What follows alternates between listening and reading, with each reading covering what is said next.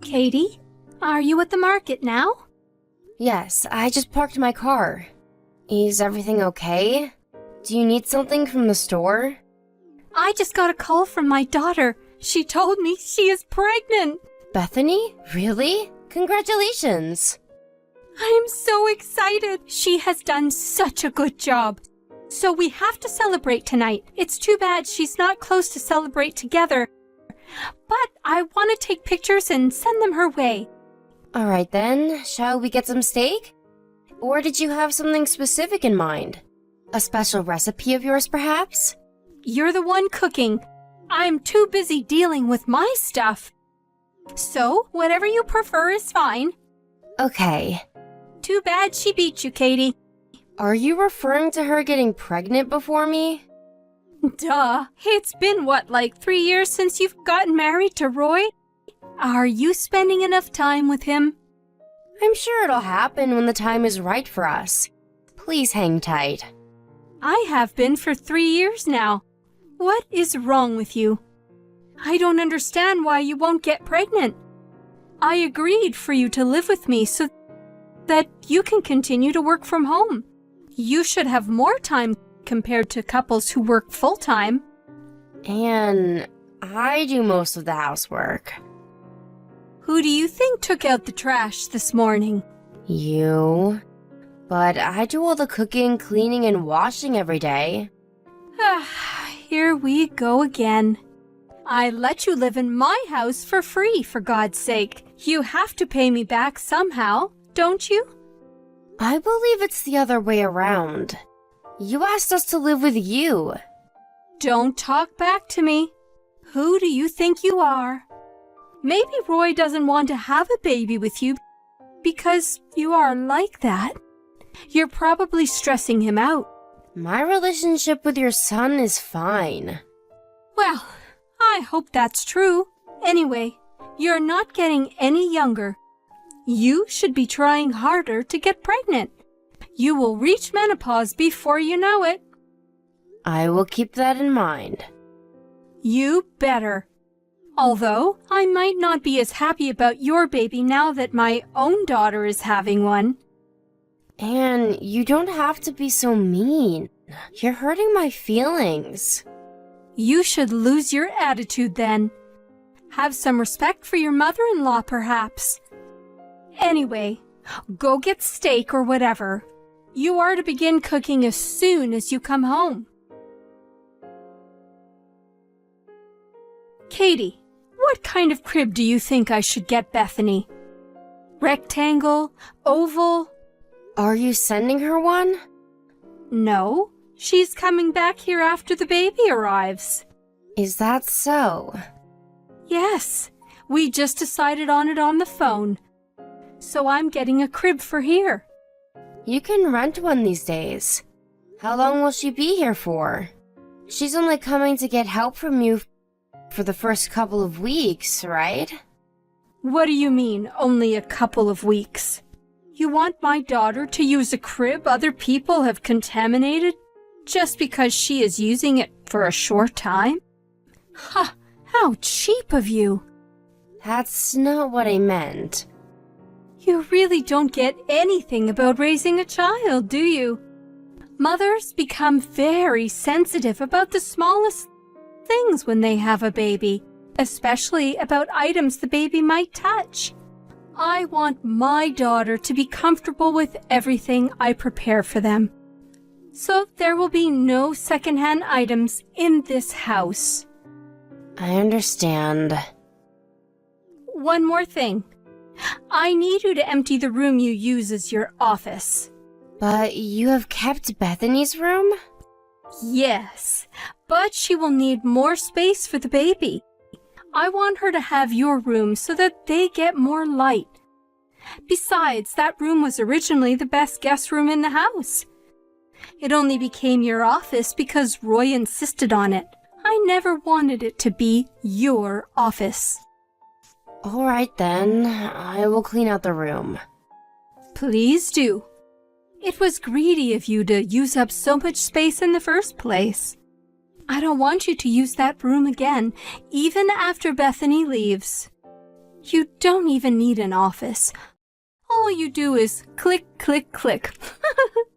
I prefer to have a room so I can concentrate on work. I said, don't be so greedy. My late husband would be so sad to see the house occupied with your stuff. So much furniture and appliances that I don't know what you use for. He wouldn't recognize his own home. It's so uncomfortable. I brought in all my furniture here because you asked me to. Because you thought mine were nicer and new, remember? Did I? I must have been trying to be nice to you. I should have been, though. I never imagined you'd have such a bad attitude towards me. I have done as much as possible to fulfill your needs. When did you ever? You're always locked up in your office pretending to work all day. I bet your job isn't even that important. I work, but also get the housework done. There are plenty of things I would ask you to do if you didn't lock yourself up. I just don't, because I am being nice. See, you don't even realize what I do for you. Perhaps. Perhaps. You should be apologizing to me. When Bethany is here, you ought to be more attentive. You might not get it, but being pregnant is very stressful. I understand. Do you really? You're giving me a headache. You probably won't be much help to her since you know nothing about taking care of babies. At least try to stay out of her way.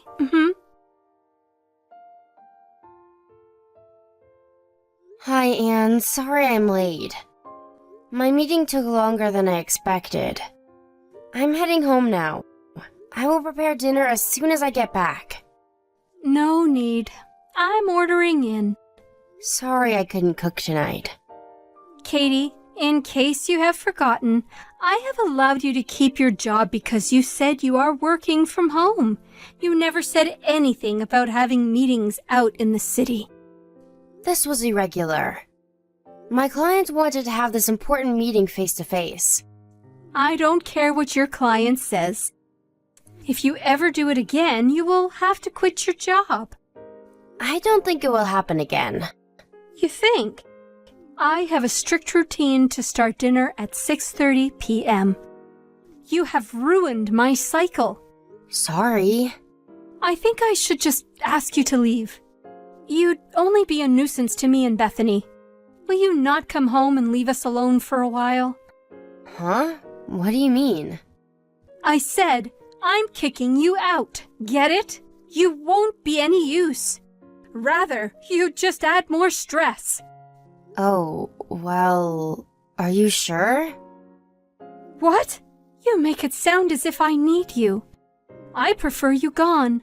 I would have 0 issues. Okay then.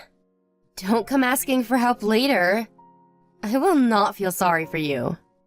Your help. What can you do? I asked you to do all the chores so that you can improve your low housekeeping skills. I can manage everything without you. Great then. Just to clarify, you don't need me, correct? How many times do I have to tell you to understand? I said I don't. You only annoy me. I will leave before Bethany comes back then. Please do. I'm so relieved I can spend quality time with my daughter and the baby. No more stranger in the house. Woohoo! Katie, my house. What is going on? Oh, hi. You're back?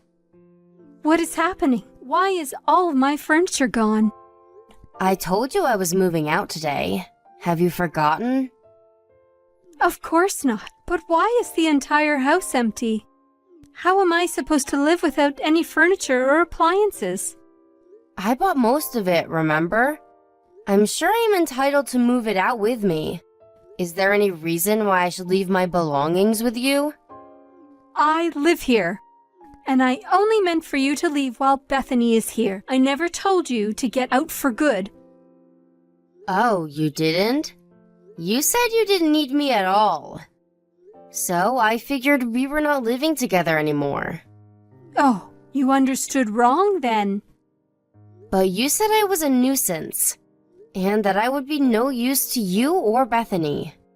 I was only referring to the next couple of weeks while she's here. You know, I lived there. It's quite sick to kick someone out of their home, don't you think? Where did you expect me to go during those few weeks? You could have stayed at a hotel or visited your parents or something. There are plenty of options. For what, though? You gave me a really hard time living with you. I've been putting up with your crap this whole time. Yet, you have absolutely no respect towards me. First of all, I only moved in with you because you begged. You got Roy to feel sorry for you, saying you were so lonely since your husband passed. Yes, but you're changing the subject, Katie. No, I'm not. Roy and I said yes to living with you because we cared for you. I never dreamt that you would be so horrible to me. I will not have any sympathy towards you, nor will I spend any further second tolerating your crap. Bethany will be here soon. How am I going to take care of her and the baby in an empty house? Oh, no worries. Roy called Bethany and explained the situation. She will not be staying with you. What? Because the stay will not be comfortable for them. Besides, she never wanted to come, did she? She said you begged her. Anyone would want to spend time with their first grandchild, and she agreed that she would be able to rest if they stay with me. No, that's what you said. She never wanted to travel with a newborn baby. And now she's very angry with you for how you've treated me. I have never done anything wrong. You bullied me all along. And now your own daughter says she is done with you. Because she can't stand the fact that you used her to kick me out. You will not be meeting your grandchild anytime soon. No, it's the only thing I've been looking forward to for months.